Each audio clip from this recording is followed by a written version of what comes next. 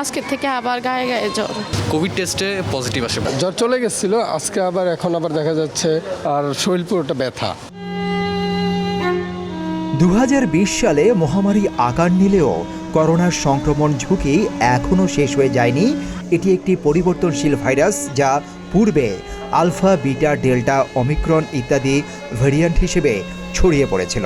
বর্তমানে জানা গেছে ওমিক্রনের সেরোটাইপ হিসেবে চট্টগ্রাম মেডিকেল কলেজে শনাক্ত করা হয়েছে। পূর্বের চেয়ে এবারের সেরোটাইপের সংক্রমণের হার অপেক্ষাকৃত বেশি। এমনকি আগের বার করোনায় আক্রান্ত বা টিকাপ্রাপ্ত ব্যক্তিদেরও এর ঝুঁকি রয়েছে। করোনা ভাইরাসে আক্রান্ত ব্যক্তিরা তাদের মধ্যে লক্ষণ বা উপসর্গ থাকুক বা না থাকুক মলমূত্র, লালা, থুতু, নাকের নিঃসরণের মাধ্যমে ভাইরাস নির্গত করে। এতে করে সংক্রমণের হার আরও বেড়ে যায়। তাই তো হাসপাতালগুলোতে কেউ রোগী হয়ে, কেউ বা আবার নিজে আগ্রহী হয়ে টেস্ট বা পরীক্ষা করার জন্য আসেন বিভিন্ন শ্রেণীপেশার মানুষ।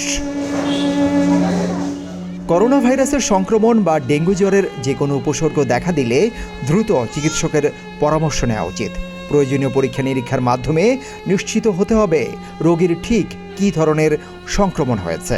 একটু ভালোর দিকে ছিলাম, এখন আজকে থেকে আবার গায়ে গায়ে জ্বর আর পায়ে ব্যথা, পুরো শরীর ব্যথা করতেছে। জি, করোনা টেস্ট এর আগের বার একবার হয়েছিল, 1 সপ্তাহ আগে, তখন করছিলাম। আমার ওয়াইফ, ওরা আর কি আজকে 3 দিন হয়ে গেছে জ্বর, কিন্তু আর কি জ্বর চলে যায় আবার আসে। তো কালকে ডাক্তার দেখানো হয়েছে, ওষুধ দেওয়া হয়েছিল প্যারাসিটামল, নাপা। এই ওষুধ দেওয়ার পরে খাওয়ানো হয়েছে, জ্বর চলে গেছিলো। আজকে এখন আবার দেখা যাচ্ছে আর শরীর পুরোটা ব্যথা। তো সেজন্য আজকে আবার নিয়ে আসা আর কি। বয়স্ক ব্যক্তি, দীর্ঘমেয়াদী বা জটিল রোগে আক্রান্ত, শিশু, গর্ভবতী নারী এবং যাদের রোগ প্রতিরোধ ক্ষমতা কম, জ্বর হলেই চিকিৎসকের পরামর্শ নেওয়ার তাগিদ দেন চিকিৎসকরা। কিন্তু হাসপাতালে আসলেই দেখা যায় করোনা রোগ তীব্র হওয়ার পরেই যেন টনক নড়ে শেষ সময়ে হাসপাতালে চিকিৎসকের শরণাপন্ন হওয়ার। অসুস্থ প্রথমে আপনার জ্বর হয়েছিল, তারপরে পাতলা পায়খানা, এরপর আমাদের দক্ষিণখানে একটা হসপিটাল আছে, ওইখানে ওকে ভর্তি করা ছিল। ভর্তি করার পর টেস্ট করলাম, টেস্ট করার পরে ওরা বললো যে করোনা একটা আশঙ্কা আছে। তো পরে বললো যে এখানে আসলে ভালো হবে। তো পরে এখানে ট্রান্সফার করে সাবজেক্ট নিয়ে আসছে। কোভিড টেস্টে পজিটিভ আসে। পজিটিভ আসার পরে আমরা এখানে ভর্তি করেছি, সব কিছু ঠিকঠাক আছে।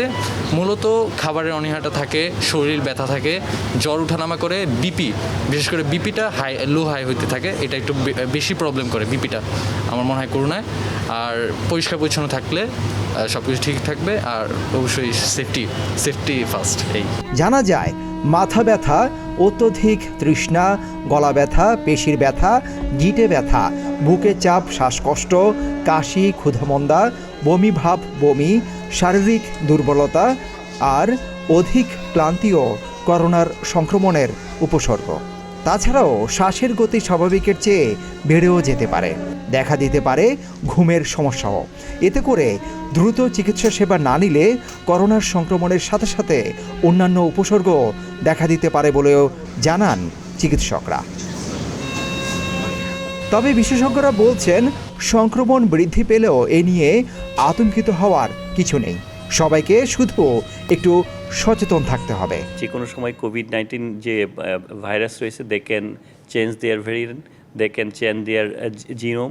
তো এরকম যদি ঘটনা ঘটে যে এরা ব্যাপক পরিমাণ তাদের ক্যারেক্টার চেঞ্জ করে ফেলেছে, যেটাকে আমরা অ্যান্টিজেন শিফট অথবা অ্যান্টিজেন ড্রিফট বলে থাকি, এরকম কিছু ঘটলে কিন্তু ইট মে বি ভেরি সিরিয়াস। এই মুহূর্তে আমরা বলতে পারবো না it is too much serious, এবং সংখ্যাটাও খুব বেশি নয়।